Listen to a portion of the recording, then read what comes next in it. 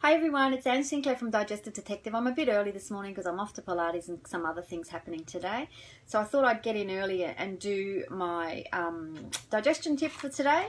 So today it's Umeboshi plums.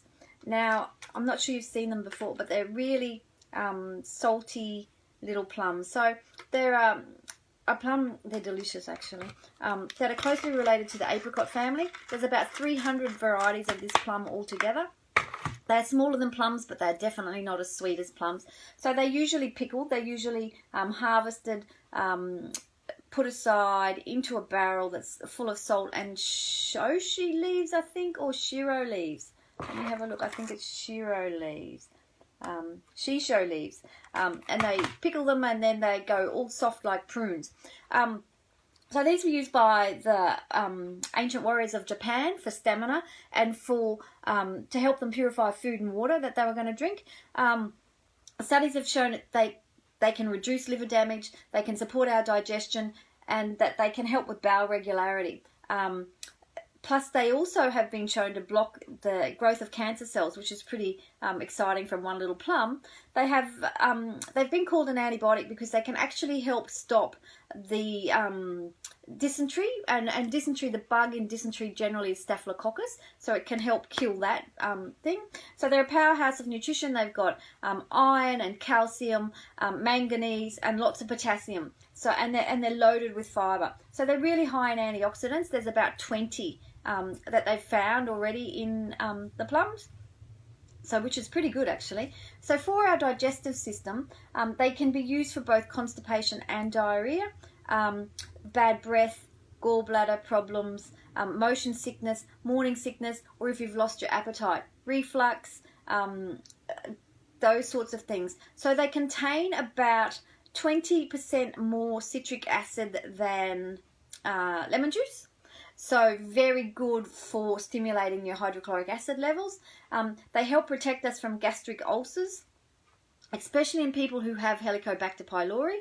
That's one of the problems with that. They can go on then to get a stomach ulcer, so it can help with that. In 2015, there was a study with 400 participants, and it showed that having one of these little plums per day